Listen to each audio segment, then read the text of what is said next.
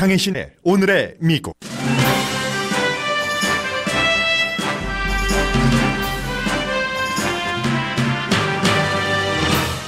싱가포르 북미 정상회담 1주년을 맞아 북한은 미국에 다시 코스를 바꾸라고 주문했습니다.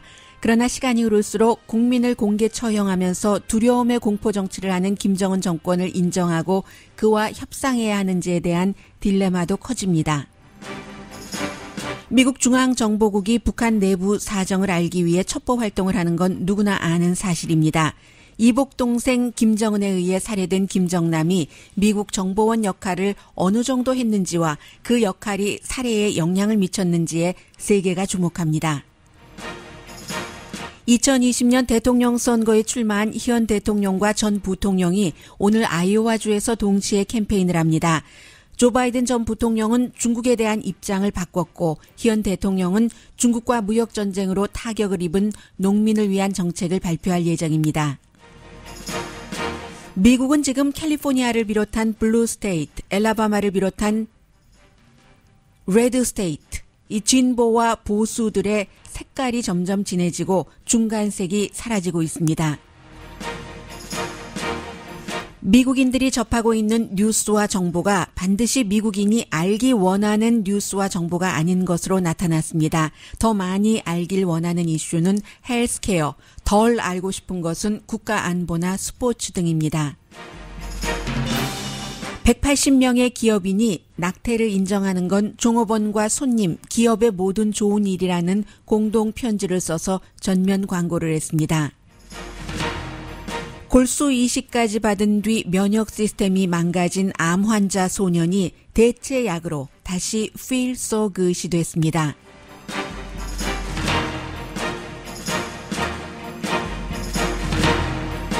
여러분 안녕하십니까? 오늘의 미국 강혜신입니다. 모든 게 타이밍이 있기 때문에 한때 그 순간에 뭔가가 막 이렇게 끝까지 올라가서 작은 부작용들은 있지만 큰 틀에 맞춰서 이렇게 이루어야지 된다 하는 흐름이 있는 때가 있죠. 북한 그 핵 협상이 그런 어떤 그 끝까지 올라가는 단계를 싱가포르 때 끝까지는 아니었고 하노이 회담 직전에 될까? 라고 생각하다가 그게 이제 실패로 끝나고 시간이 지나면서 많은 것들이 달라집니다. 사람들이 분위기라든가 뭔가 열망 이런 것보다는 이제 머리 위로 냉정하게 생각하기 시작하는 거죠. 6월 12일이면 오늘이 미국 날짜로는 6월 11일이고 한국은 날이 밝아서 싱가포르 회담이 열린 지 꼭 1년이 되는 날입니다. 지난주부터 계속 작은 북을 치더니 오늘은 이제 북한이 큰 북, 적대 정책을 미국은 바꿔라. 북한에 대한 이런 얘기를 합니다. 오만하고 일방적인 미국 정책이 우리처럼 강한 주권 국가에는 도저히 통하지 않는다라고 얘기를 했고 문재인 대통령 지금 핀란드에 있는데 곧 북미 대화가 열릴 것이다. 비슷한 말을 했습니다.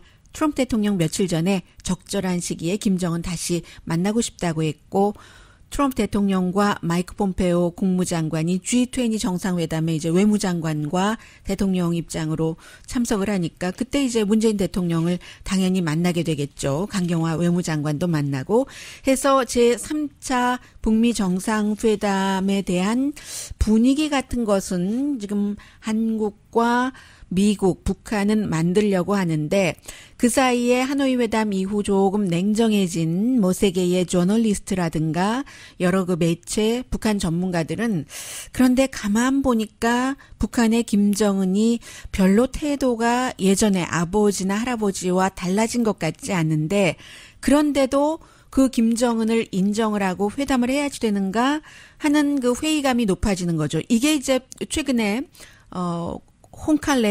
홍카레오였었죠. 그 홍카콜라와 알릴레오에서 홍준표 전 그 자유한국당 대표가 강조를 했었던 제가 그 프로그램을 봤었을 때는 가장 뚜렷하게 오는 부분이 그 부분이었습니다. 경제 부분에서도 하나 있었고요. 그게 이제 홍준표 대표만 생각하는 게 아니라 세계의 많은 북한 전문가들도 생각을 하는 겁니다.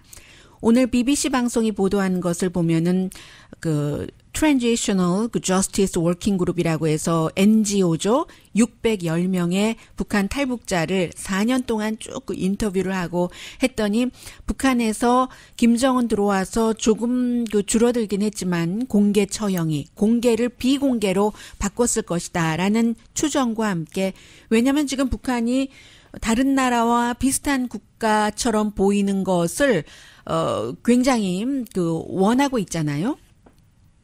해서 리설주도 이제까지 북한의 퍼스트 레이디들과는 달리 그전에는 퍼스트 레이디라고 불리지도 않았었고 옷차림도 다르고 등장하는 것도 다르고 해서 노멀 국가로 보이기 위해서 처형은 하되 공개 처형을 줄였다. 이런 보도를 하면서 북한에서는 지금도 소를 훔쳤다거나 아니면 한국 TV를 본다는 이유만으로 사람이 살해될 수 있다는 거잖아요. 공개 처형인데 강가에서 논밭에서 시장통에서 학교 아니면 스포츠구장에서 한 1,000명 정도를 보고 모아놓고 보게 하는 겁니다. 그리고 어떤 때는 한 7살짜리 처형당하는 가족의 모습을 그 어린이에게 보여주니까 얼마나 그게 이만저만한 공포가 아니잖아요. 시신을 돌려주지 않는 것은 예삿일이고 그래서 또 정치범 같은 경우는 광산에서 벌목을 한다던가 아니면 이제 광산에서 일을 시킨다던가 하면서 또 처형 당하기도 하고 여성의 경우는 중국으로 탈출을 시도했다 해서 감옥에서 다른 사람이 보는 앞에서 처형을 당하면서 꼭 하는 말이 있다고 하죠. 당신도 이것처럼 될 수 있어. 공포의 정치잖아요. 그래서 어떤 때는 이제 보통 3명의 사수가 한 명에게 3발의 총을 발사하는데 대체로 이 NGO와 인터뷰를 한 탈북자들은 총을 쏘는 사람들이 술에 취한 것처럼 보였다. 왜 그런 거 있잖아요. 전쟁통에도 군인들을 쫙 먼저 풀 때 뭔가를 군인들에게 술을 준다던가 하는 그런 식으로 애프터에도 그렇지만 이런 일들이 스케일이 줄어들기는 했지만 여전히 일어나고 있는 북한인데 이런 북한과 무슨 협상을 하는가? 라는 회의심이 좀 많아지는 겁니다. 그리고 어제 잠시 전해드렸습니다마는 그 책 오늘 발간됩니다. 미국에서는 Great Successor라는 이 애나 파이필드라는 워싱턴 포스트의 현재는 베이징 지국장으로 가 있고요. 처음에 이제 파이낸셜 타임즈의 특파원으로 한국에서 일했고 나중에 이제 워싱턴 포스트 특파원 또 도쿄 지국장 해서 애나 파이필드가 본인의 이 책에 쓴 것을 세계 언론이 사실은 주말에 데일리 뉴스 영국에서 먼저 보도를 했고 그런 면에서는 어제 한국일보의 김상목 기자의 이 애나 파이필드 인터뷰도 굉장히 중요했다고 생각이 됩니다. 왜냐하면 그 내용 가운데서도 특히 이 김정은과 엄마가 다른 형이죠. 아빠만 같고 김정남이 살해된 것이 미국의 CIA에 어떤 정보를 주고 돈을 주고 팔았고 그런 그 정보원을 했었다는 게 애나 파이필드의 책에 나오거든요. 그런데 오늘 이후에 월스트리트저널이 또 심층 취재를 했습니다만 애나 파이필드가 책에 쓴 것 그 이상은 사실 없습니다. 그런데 월스트리트저널이 이 심층 취재를 하면서 또 이상하더군요. 워싱턴 포스트의 애나 파이필드라고 좀 기자 이름도 좀 대주고 그리고 그 당시에 지금은 베이징의 지국장이고 한국에 특파원을 했다 하면 좋은데 특파원, 지국장, 애나 파이필드 이름도 안 써주고 워싱턴 포스트의 스텝라이터라고 했던가요? 리포러라고 했던가요? 하면서 우리는 아직 그 책을 카피본을 받지 못했다라고 했거든요. 한국일보 김상목 기자는 받은 거고 저도 읽었고 합니다. 그런 면에서 어제 한국일보 기사가 굉장히 중요했다고 보여지고요.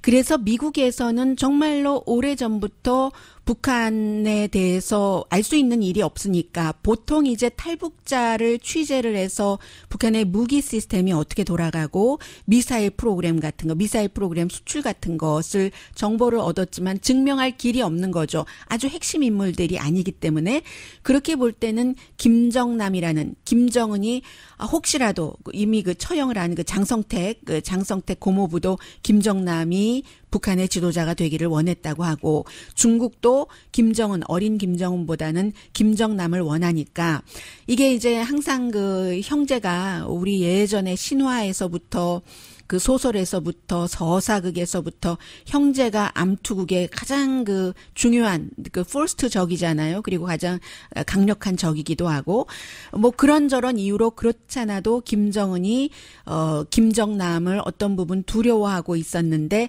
게다 대고 CIA에 정보까지 줬다? 물론 애나 파이필드 기자가 책에서 썼지만 오늘의 미국을 들으신 분이라면 김정남이 숨지고 금방 그 내용을 제가 여러분들께 전해드렸었습니다. 아사히 신문을 통해서요. 해서 어느 정도의 정보를 미국의 김정남이 줬는지는 알 수 없지만 그러나 그 당시에 말레이시아 공항에서 살해될 때 그 살해 직전에도 호텔에서 CIA의 요원, 한국인 요원입니다. 한국인 요원을 만났다. 그리고 이제 김정남이 숨졌을 때 그 가방에 12만 달러가 들어있다 하는 거잖아요. 그래서 이제 이 내용을 굉장히 많이 월스트리트저널이 뭐 후속 취재한 것을 세계 언론이 보도를 하고 있습니다만 한국 정보는 확인할 수 없다. 김정남이 CIA의 정보원이었는지. 정보원이라고 하더라도 그게 뭐 날마다 브리핑을 하는 정보원이라는 뜻은 아니고요. 사실은 어느 정도인지는 아무도 모르는 거예요. 그래서 이 부분에 대해서는 애나 파이필드의 책을 조금 읽어드리는 게 오히려 낫겠다 싶어서 좀 읽어드리겠습니다. 그리고 넘버 원. 어제 제가 말씀드린 게 그 당시에 그 말레이시아 공항에서 김정남의 얼굴에 이제 지금은 다 그 풀려났습니다만 2명의 여성이 독을 그 문질렀잖아요. 그 독이 아주 그 서로 혼합됐을 때 치명적인 신경독 VX인데 이 VX가 당연히 국제적으로 사용을 못하게 된 그런 화학 무기고요. 이 신경독이 점막으로 스며들어서 이제 바지에다가 그 배변을 했다는 거잖아요. 뭐 심장, 뭐 폐, 쭉 그 몸의 그 근육을 계속 그 수축시켜 나간다는 건데 저는 왜 미스테리 중에 하나가 이 애나 파이필드가 그렇게 썼어요. 김정남이 이 같은 공격을 당할 것에 대비해서 독극물 공격에 대비해서 12알의 그 해독제를 갖고 있었다는 겁니다. 해독제 이 12알을 다 그 한 번의 공격에 쓴다는 게 아니라 이 독극물에 따라서 사용을 해야지 되는 해독제가 다르잖아요. 그런데 이 12알 가운데는 그 VX, 공격받은 VX용 해독제도 있었는데 왜 김정남이 해독제를 쓰지 않았는지는 누구도 그 알지 못한다. Why he didn't use one of them will never be known. 이게 이제 애나 파이필드의 얘기인데 왜 안 알려질 것인지가 저는 궁금하고요. 어쨌든 해독제를 쓰지 않고 엄청나게 고통스러운 죽음을 맞이했다는 것, 그 모든 과정이 카메라에, 공항 카메라에 그대로 담겨 있다는 것. 그리고는 이제 이 CIA의 정보원에 관련된 부분에서는 이 책에서 이렇게 쓰고 있습니다. 말년에 김정남은 북한 정권의 분노를 사서 자신의 최후를 재촉할 수 있는 위험한 도박을 벌였다. 돈을 받고 정보를 팔아넘긴 것이다. 김정남이 그 미국의 마음에 들지 않는 독재자를 권좌에서 끌어내리는데 뭐 미국이 많은 그런 일을 하잖아요. 중앙정보국의 정보를 과거에도 그날 이전에도 정보를 준 적이 있고 그렇게 그 미국 스파이와 엄마가 다른 그 김정남 형이 접촉하는 것을 김정은은 조국에 대한 배신이다. 뭐 이렇게 뭐 그 생각을 할 것이다. 그런데도 어쨌든 김정남은 싱가포르나 말레이시아 등지에서 CIA 요원들과 만나서 정보를 건네줬다는 거죠. 대부분의 이제 그 CIA가 또 김정남도 추적하고 하니까 자신의 그 동향을 추적하는 정보원들이었다 하면서 공항에서 피살되고 나서 김정남의 백팩에는 미국 돈 그 12만 달러 캐시가 들어 있었다고요. 정보를 넘기고 받은 그런 그 돈일 가능성이 있었다라고 얘기를 합니다.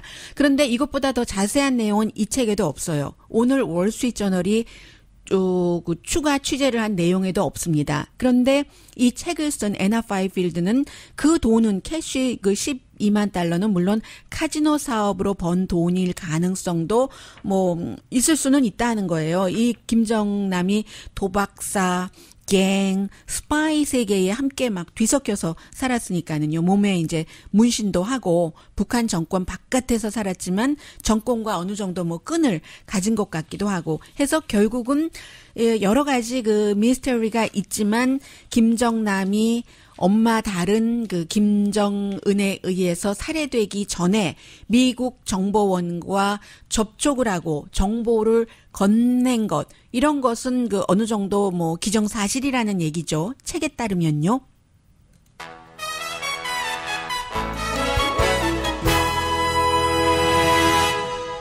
어제 그 친구와 오랜만에 점심을 먹은 친구인데 제게 방송에 대해서 이런 충고를 해줬습니다. 방송을 이렇게 듣다 보면 상당 부분이 트럼프로 시작해서 트럼프로 끝난다. 그런 얘기를 해서 제가 막 변명을 해보려고 했죠. 저는 왜냐하면 그게 사실이라고 생각을 하니까 트럼프 대통령 들어와서 너무 많은 뉴스를 만들어내기 때문에 많은 것을 커버하고 싶어도 할 수가 없는 게 나의 비극이기도 하다 하는데도 불구하고 그 오랜 친구는 저에게 그럼에도 불구하고 다른 뉴스를 사람들은 듣고 싶어 한다라고 얘기를 했습니다. 그래서 제가 그 친구에게 약속을 했어요. 청취자 여러분들께 약속을 하듯이 내일 뉴스에서는 가능한 한 이 체크 앤 밸런스를 맞춰보려고 애쓰고 가능한 한 트럼프 대통령에 관한 뉴스를 줄여보려고 하겠다라고 얘기를 했는데 뭐 그 친구가 저에게 강요한 건 아니지만 스스로 약속을 한 겁니다. 청취자 여러분들께 다짐을 하듯이요. 한번 들어봐 주세요. 제가 잠시 뒤에 어떤 내용을 말씀드릴지요. 라디오 서울 방송 오늘의 미국 듣고 계십니다. 어떤 뉴스를 오늘의 미국에서 여러분들께서는 듣고 싶으세요? 때로는 못마땅하시기도 하고 때로는 뭐 요즘 정치 뉴스 많이 하는 것이 그럴 법하다라고 이해해 주시는 분들도 계실 것 같고요. 미국 사람들 생각을 전해드리면서 여러분과 한번 비교해 보시기를 부탁드립니다. 미국의 성인들이 뉴스와 정보에 대해서 본인들이 이렇게 접하는 것이요. 그것은 물론 어느 정도는 매체에서 마련을 하면은 취사 선택을 할 수는 있지만 마련 자체는 그 언론 매사에서 하는 거잖아요. 언론사나 뭐 저널리스트나 누구나가 하는 거잖아요. 이게 매치가 잘 안 된다는 거예요. 14개의 그 토픽을 정해서 사람들이 많이 접하는 것과 내가 이 토픽을 더 원하는데 하는 그 차이를 조사를 해봤습니다. Pulse.Li라는 곳과 엑시오스, 서베이 몽키 함께 그 여론조사를 해본 건데 지금 가장 많이 사람들이 듣기를 원하는 것은 그게 헬스케어라고 하거든요. 그 다음에 이것은 조금 예외이긴 해요. 그 다음이 기후변화. 그 다음이 사람들이 원하는 게 뭐냐 하면은 뭐 정치도 많이 원한다고 해요. 그런데 스포츠의 경우는 생각보다 실제보다 스포츠가 지금 3번째로 많이 나오는데 스포츠는 14개 토픽 가운데서 사람들이 14번째로 원하는 토픽이거든요. 그런데 그렇게 한다는 겁니다. 그리고 사람들이 국가 안보에 대해서는 물론 중요하죠. 그러나 한 5번째 정도로 생각을 하고 있는데 국가 안보에 관한 뉴스가 제일 많다는 얘기예요. 그리고 또 뭐가 있습니까? 테크놀로지에 관한 것도 많아서 조금 줄여야지 된다 하는 것이고 과학에 관한 것은 오히려 사람들이 더 듣고 싶어 한대요. 여성보다는 아마 이 과학 문제, 달, 나사에 대한 지원금이 어떻게 되고 이런 것들은 남성들이 더 관심이 있을 것 같고요. 경제에 대해서는 14개 토픽 가운데서 한 6번째로 많이 보도가 되고 있는데 사람들은 조금 더 원한답니다. 4번째로 원하고 있고요. 또 예술, 엔터테인먼트 이런 것들은 지금 한 8번째로 14개 토픽 가운데서 많이 보도가 되고 있는데 오히려 13번째 스포츠보다는 조금 앞서네요. 그리고 정치 부분 이게 이제 중요하네요. 오늘의 미국이 반성해야지 될 부분입니까? 정치 부분에 대해서 사람들이 지금 보고 있는 것은 넘버 2 정도의 국가 안보 다음이 정치인데 사람들은 한 10번째 정도로 정치에 대해서 알고 싶다 하는 여론 조사가 나왔습니다. 그러면 3번째가 뭐였던가요? 3번째가 제가 뭔지 잘 모르겠네요. 네 번째는 경제고 다섯 번째가 국가안보고 여섯 번째가 있네요. 이 이민에 대해서는 조금 비슷하네요. 지금 많이 듣고 있는 그 이슈 네 번째가 이민인데 사람들이 한 여섯 번째 정도로 알고 싶다. 그리고 또 다른 비슷한 것들이 있네요. 외교 정책도 아홉 번째로 많이 나오는데 그 정도 사람들이 원한다고 하고요. 종교가 열 번째 그 정도로 원한다 하는 겁니다. 제가 앞으로 반성하겠습니다. 이 내용은 전해드려도 되겠죠. 오늘 보면은 뉴욕타임즈가 심층 보도를 했는데 조금 간추려서 전해드리겠습니다. 미국이 지금 어떻게 돼 있냐면요. 미국의 50개 주죠.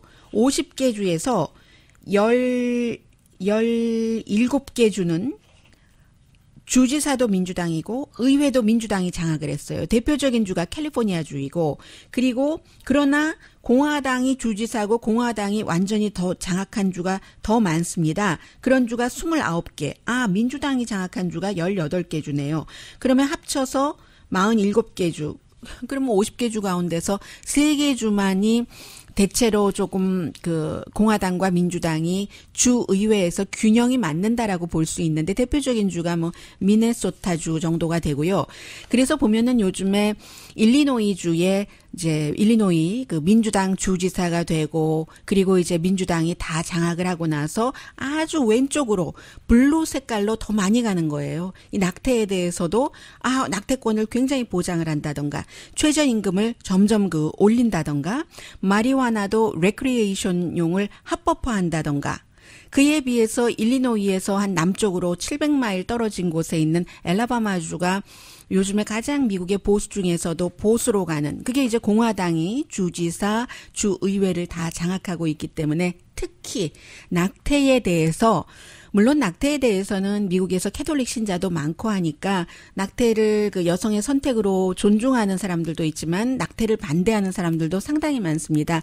낙태권을 지지하는 사람이 조금 더 많은 그런 정도, 과반수를 조금 넘긴 그런 정도인데 그렇다 하더라도 엘라바마주 같은 경우는 뭐 강간으로 임신한 아이도 낳아야지 되고 태아도 낳아야지 되고 그리고 뭐 근친상간으로도 그래야지 되고 뭐 이런 정도로 굉장히 강하게 가잖아요. 그게 공화당이 지금 내세우고 있는 이슈이기 때문에 그렇다는 건데 이 정도로 앞서 말씀드린 46개 주가 팽팽하게 완전히 민주당이거나 완전히 공화당인 이런 형태는 미국 역사상 주의회 역사상 지금 한 100년 넘어 만에 처음이라고 합니다.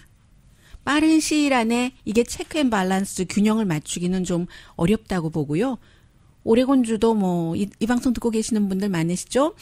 굉장히 민주당이 컨트롤을 하고 있는데 그 컨트롤을 하고 있으니까 당연히 공화당 정치인들이 그 민주당이 주도하고 있는 안에 대해서 보이콧하고요.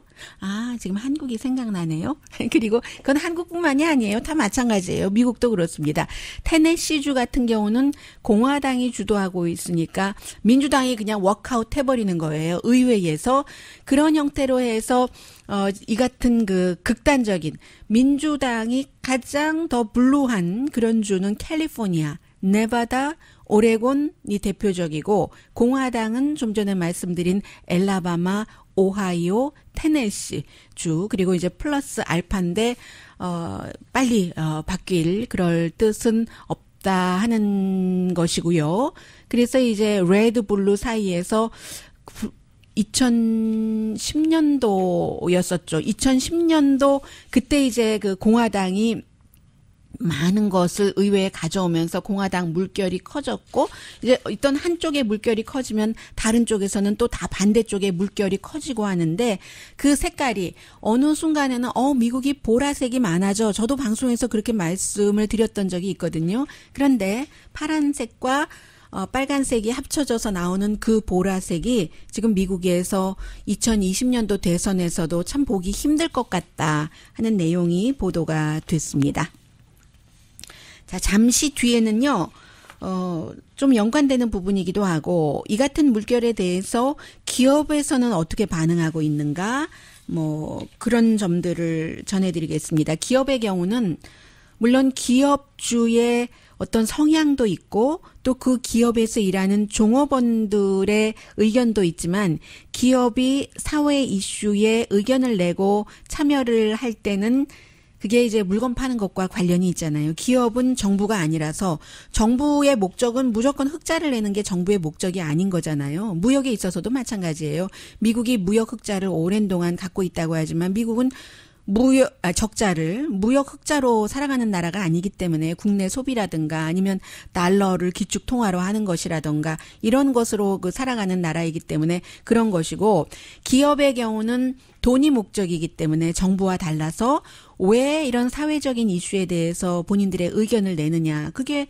소비자들이 어떤 것을 더 원하지? 이런 생각에서 많이 나오죠. 잠시 뒤에 경제 뉴스와 함께 전합니다.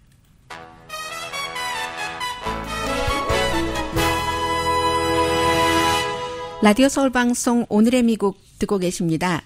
네, 어제 뉴욕타임즈에 전면 광고 난 것이 오늘까지 미국의 아주 중요한 뉴스가 되고 있는데, 특히 굉장히 보수적인 트럼프 대통령을 많이 지지하는, 그리고 현실과 다른 사실과 다른 뉴스도 때로 많이 전하고 있습니다. 브레이트바트에서 이 내용을 굉장히 유심히 지켜봤는데, 뉴욕타임즈의 전면 광고가 180군데 회사의 탑 경영인들이 전부 공통으로 편지를 써서 사인을 한 건데, 낙태가 필요하다, 성공적인 비즈니스를 하는데, 브레이트바트에 제가 헤드라인을 그대로 읽어드리고 있습니다. 그래서 이 180군데의 회사 가운데서는 한국 분들이 많이 아실 만한 회사가 블룸버그 회사가 있고요. 그리고 맥 화장품이요. 또 H&M, 미국 회사니까 잘하는 스페인 회사지만요. H&M이 미국 회사인가요? 아닌 것 같은데요. 옷 싸고 젊은이들이 입는 건 많이 파는 포레버 21과 비슷한 옐프도 포함돼 있고, 벤앤제리는 지금 예전의 창업주는 아니지만 예전의 창업주들이 정치 사회운동에 많이 참여하고 있잖아요. 아이스크림. 그리고 애틀란틱 레코드 앤 워너 뮤직 그룹도 속해 있습니다. 애틀란틱 하니까 또 생각이 나네요. 오늘의 미국을 듣고 계시는 애틀란타에서 듣고 계시는 여러분들, 그쪽도 상당히 보수적이죠. 좀 전에 말씀드렸던 또 다른 뉴스에 따르면 조지아주도 연방 상원의원 2명 다 공화당이고, 주지사도 지금 공화당이잖아요. 그리고 무슨 하원도 공화당이 민주당보다 거의 2배 정도는 많고 하니까 그런 보수적인데, 제가 지금 말씀드린 이런 회사들은 낙태가 왜 우리 회사와 직원과 소비자와 미국에 필요한가 하는 것에 대해서 경영주들이 동의하는 편지를 쓰고 서명을 한 회사이기 때문에 진보적인 회사라고 할 수 있는 거죠.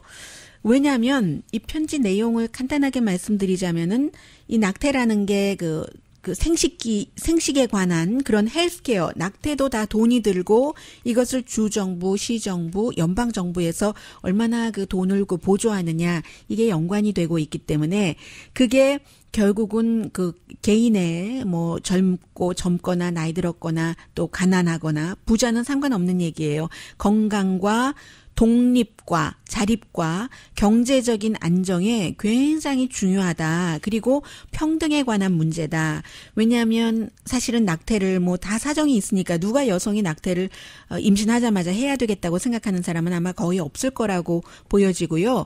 그럴 때 그 사람의 사정에 따라서 낙태를 할 때 정부의 여러 가지 보조와 의료적인 또 기금적인 그런 것을 받아서 하고 자립을 할 수 있는데, 그렇지 않으면 결국은 중학교, 고등학교도 졸업하지 못하고 평생을 살기 힘들고 이런 얘기를 하는 거죠. 그래서 우리 직원들과 커스터머의 모든 경제 안정 독립에 필요하다라고 지적을 하면서, 이 180군데 회사의 CEO들이 지금 풀페이지 광고하려면 굉장히 비싸요.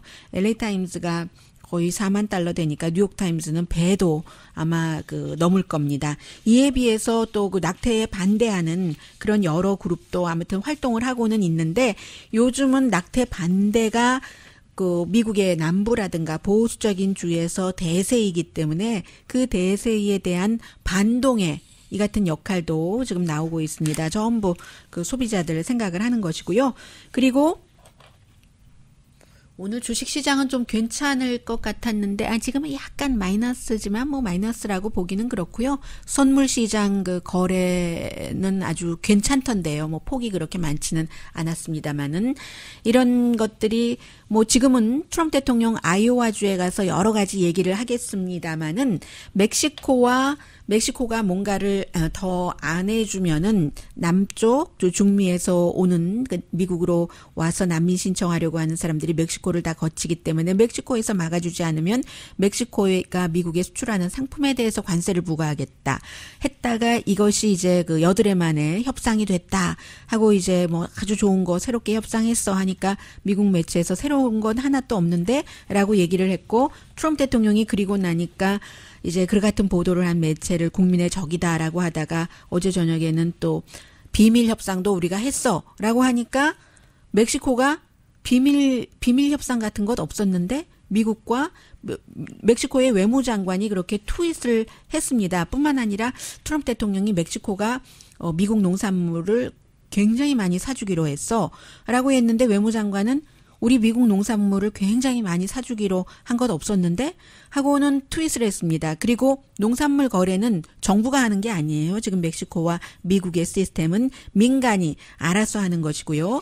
이런 얘기가 나왔습니다. 그러니까 또 트럼프 대통령이 또 있다니까 비밀이 있다니까 라고 얘기하면서 곧 발표할 거다라고 말을 했고요. 그리고 난민 룰에 대해서 이제 멕시코가 미국이 원하는 것을 해주지 않은 거잖아요. 멕시코에서 난민 신청을 해라. 미국에 신청하는 사람들도, 그리고는 그곳에서 머물면서 다 기다리라고 해라 하니까 멕시코가 그것을 안 받아진 거고, 다만, 멕시코도 성의는 많이 보였어요. 우리가 그래도 남쪽에서 미국으로 많이 못 가게, 일단 방위군 새로 창설돼서 오합지졸이나 마찬가지거든요. 재기능 못 하고 있거든요. 그렇긴 하지만 어쨌든 우리가 더 많이 과테말라 쪽 국경에 보내고 그리고 나서도 좀 미국으로 몰려드는 미국 국경으로 몰려드는 그런 사람들이 줄지 않으면 45일 뒤에 또 90일 뒤에 또 만나서 협상을 하자. 이 정도가 미국과 멕시코가 했다는 것이고 그런데 또 멕시코 말만을 다 믿을 수는 없잖아요. 트럼프 대통령이 지금 신용을 너무 많이 잃어서 그렇지 또 항상 그 말과 협상에는 해석에 있어서도 차이가 있기 때문에 어쨌든 지금 이런 분위기로 인해서 주식 시장이 아주 나쁜 영향을 받고 오늘 크게 널뛰기를 한다던가 그런 것은 현재로서는 없네요. 자, 오늘의 미국이 끝나고 나서는 아마 제가 다음에 전해드릴 이 뉴스가 그 이후에 탑 뉴스가 될 겁니다.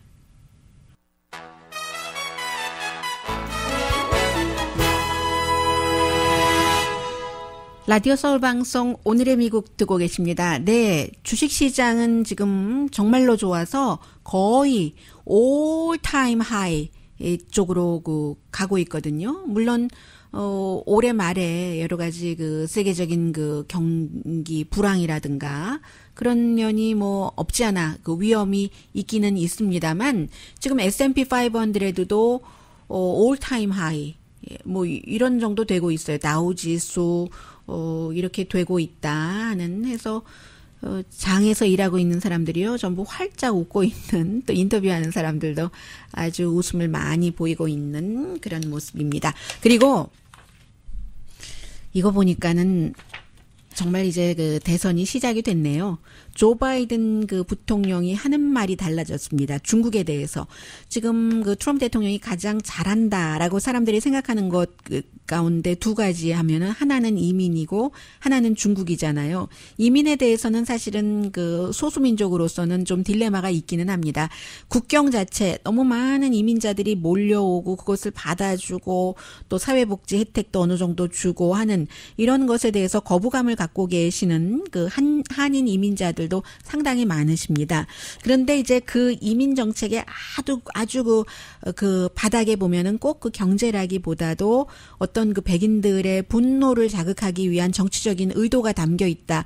이런 것을 생각하면 소수 인종으로서 이게 백인이 아닌데 유색 인종이고 이런 것까지 그 안에 들어 있단 말이야. 생각을 하면 이게 막연하게 지지하기만은 참 애매한 거고, 그에 비해서 이제 중국에 대해서는 대체로 뭐 민주당에서도 중국이 그 미국의 위협이라고 생각을 하기는 해요. 그렇긴 한데 그럼에도 불구하고 중국과 막 싸움을 하듯이 치닫고 가서는 안 된다는 생각도 있는데, 그런 부류가 사실은 조 바이든 전 부통령이었는데요. 5월 1일 날 이렇게 얘기를 했습니다. 중국이 우리 런치를 뺏어 먹는다고? Come on, man. 보통 오디너리 조잖아요.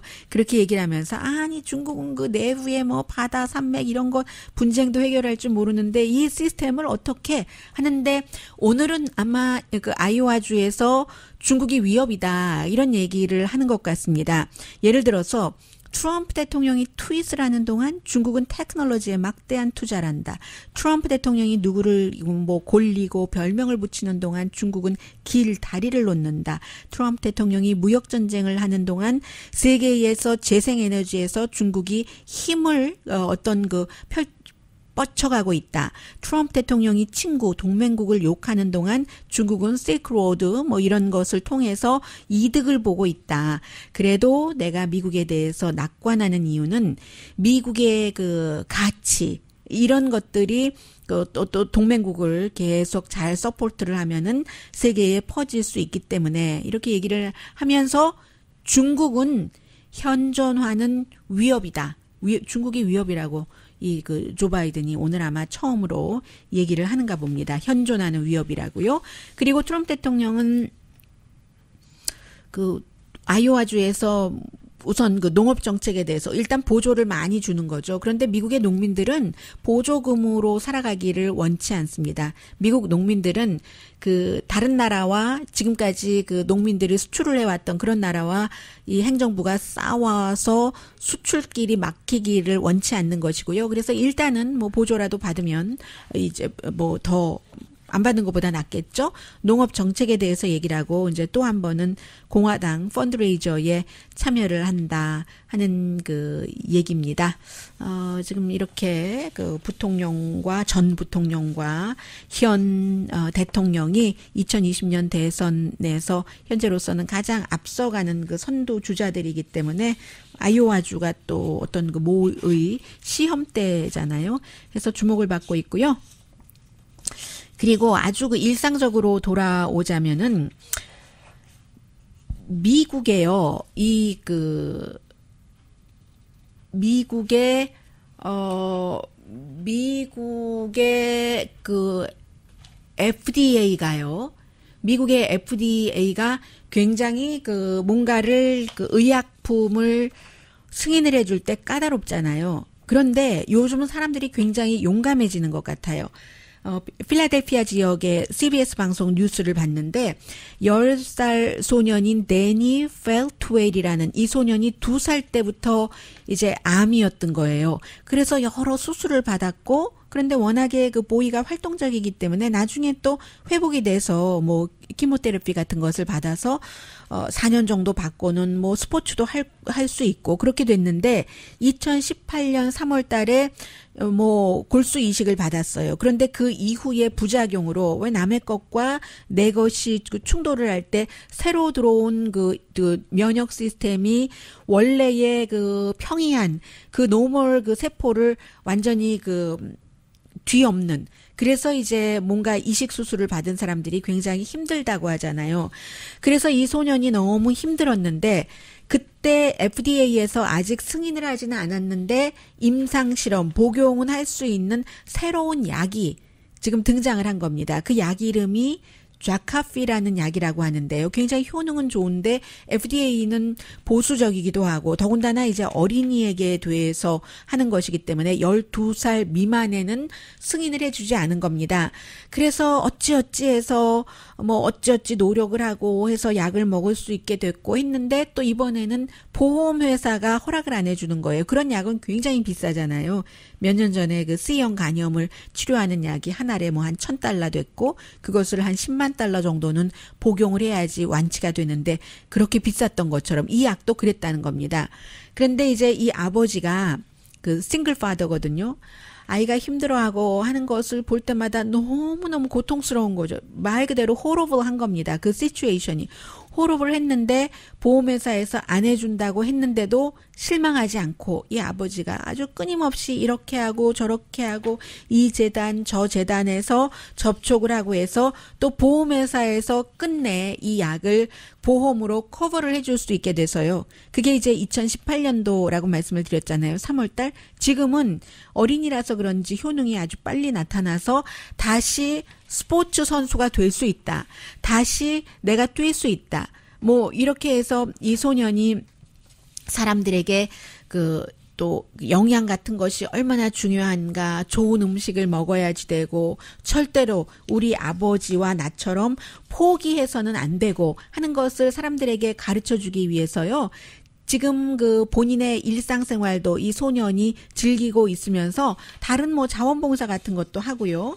또 뭐라고 하던가요? 레모네이드 같은 것도 팔기도 하고 일상 암을 알았던 소아암을 알았던 소년이지만 아주 다른 사람들에게 어떤 희망을 주면서 인생을 즐기면서 살아간다는 얘기가 보도가 됐는데 제가 말로써 저의 성인의 말로 전해드리니까 완전하게 와닿지 않았을 수도 있겠습니다만은 실제로 저는 이제 비디오 클립으로 CBS 방송에서 봤거든요. 이 소년이 말하는 것도 그렇고 소년은 소년이니까 10살이니까 그 에너지가 많고 하는 것에서 보면은 분명히 어린 아이인데 의사도 그렇고요. 어린 아이이지만 아버지가 실망하지 않은 것은 물론이고 아버지가 포기하지 않은 것 당연히 중요한데 이 10살 소년 자체도 완전히 정신적인 강인함 같은 것이 18살은 된 것 같다. 그랬기 때문에 이런 새로운 약에 대한 효능 같은 것도 아주 좋아져서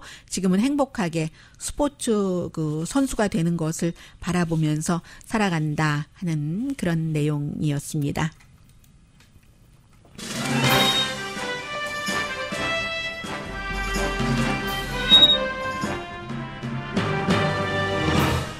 네, 불과 며칠 전에 한국 축구가 얼마나 대단한 일들을 한 경기에서 다 보여줬잖아요.